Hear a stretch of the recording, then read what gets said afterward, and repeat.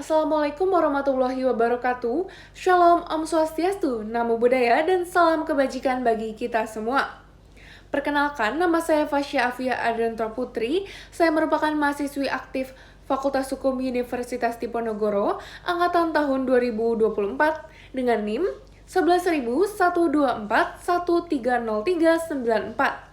Yang mana pada kesempatan kali ini saya akan mempresentasikan materi untuk memenuhi penilaian ujian akhir semester mata kuliah Hukum Pelayanan Publik kelas K yang berada di bawah bimbingan dari Bapak Dr. Kadek Cahya Susila Wibawa SHMH dengan judul Keterbukaan Informasi dan Tata Kelola yang Adaptif yang dimana dikembangkan dari jurnal internasional. Karya Amrullah dan kawan-kawan yang diterbitkan dalam Corporate Law and Governance Review Volume 6, edisi 4 tahun 2024. Mengapa topik ini menjadi penting untuk didiskusikan? Maka dapat dilihat dari latar belakangnya terlebih dahulu, di mana transparansi informasi publik adalah prinsip mendasar dalam masyarakat demokratis. Ia menjadi fondasi bagi transparansi, partisipasi publik, akuntabilitas pemerintahan. Ketika masyarakat memiliki akses yang luas terhadap informasi, mereka dapat memantau tindakan pemerintah, menganalisis kebijakan yang diambil, dan memberikan umpan terhadap tindakan pemerintah. Hal inilah yang mendorong pemerintah untuk bertindak lebih bertanggung jawab dan mencegah penyalahgunaan kekuasaan. Di era digital saat ini, perkembangan teknologi informasi dan komunikasi atau TIK, khususnya internet dan media sosial semakin memperkuat urgensi tersebut karena informasi kini menyebar dengan cepat dan luas. Namun, di sisi lain, kehadiran TIK juga menimbulkan tantangan baru, terutama terkait keandalan sumber informasi dan akurasi data yang beredar. Maka, kondisi inilah yang kemudian melahirkan kebutuhan akan tata kelola adaptif, yakni sebuah pendekatan tata kelola yang mampu menyesuaikan diri dengan perubahan dan dinamika lingkungan sekaligus responsif terhadap tuntutan masyarakat. Agar pembahasan ini tidak bersifat abstrak, marilah kita lihat terlebih dahulu fakta lapangan yang menjadi studi kasus dalam artikel ini. Di Provinsi Sumatera Selatan, pemerintah provinsi telah membentuk Komisi Informasi Provinsi Sumatera Selatan sebagai wujud nyata komitmen terhadap keterbukaan informasi publik. Namun, dalam periode 2018 hingga 2020 saja tercatat 209 kasus yang masuk ke komisi tersebut. Angka ini bukan sekedar statistik biasa. Di satu sisi, ia mencerminkan tingginya permintaan masyarakat akan informasi publik yang belum terpenuhi. Di sisi lain juga, ia menjadi bukti bahwa keterbukaan informasi di lapangan masih menghadapi berbagai hambatan serius, mulai dari pengelolaan informasi yang belum terintegrasi antar instansi, resistensi dari internal pemerintah, hingga keterbatasan akses dan rendahnya literasi digital masyarakat. Itulah mengapa penelitian ini penting, yaitu untuk mengidentifikasi akar masalah tersebut dan merumuskan solusi yang tepat. Berdasarkan temuan jurnal ini, pelaksanaan keterbukaan informasi publik di Sumatera Selatan diukur melalui beberapa indikator standar pelayanan publik yang penting. Yang pertama, ketepatan waktu dan kelengkapan informasi. Indikator ini berkaitan langsung dengan prinsip responsivitas layanan. Ketika masyarakat membutuhkan informasi untuk mengurus dokumen, perizinan, atau hak-hak publik lainnya, keterlambatan atau ketidaklengkapan informasi akan langsung menghambat akses mereka. Lebih dari itu, kelengkapan informasi juga memungkinkan masyarakat memahami isu secara menyeluruh.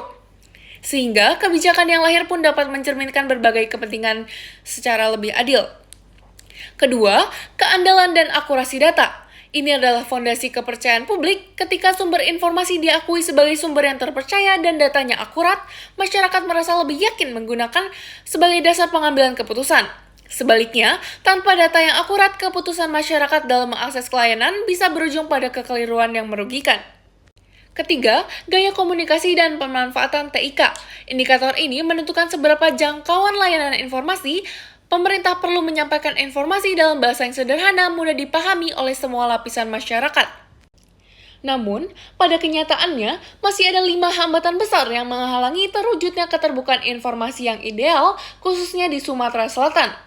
Pertama, adanya pengecualian informasi yang berlebihan. Meskipun secara hukum diperbolehkan demi alasan keamanan atau privasi, pengecualian ini berpotensi disalahgunakan untuk menyembunyikan informasi yang seharusnya bisa diakses publik. Kedua, pengelolaan informasi yang belum terintegrasi antar instansi.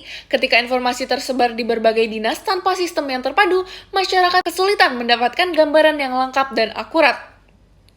Ketiga, resistensi internal birokrasi. Ini terjadi karena ada kekhawatiran di internal pemerintah terkait bagaimana informasi yang diungkapkan akan diterima dan dimanfaatkan publik, sehingga menghambat semangat untuk berbagi secara terbuka. Keempat, keterbatasan akses masyarakat, terutama mereka yang tidak memiliki akses internet yang memadai atau tinggal di daerah terpencil, sehingga menimbulkan kesenjangan dalam partisipasi. Kelima, rendahnya literasi digital dan literasi informasi. Di era digital sekalipun, belum semua lapisan masyarakat mampu memahami dan memanfaatkan informasi secara efektif. Kelima hambatan ini saling berkaitan dan memperkuat satu sama lain. Itulah mengapa dibutuhkan solusi yang komprehensif dan secara menyeluruh.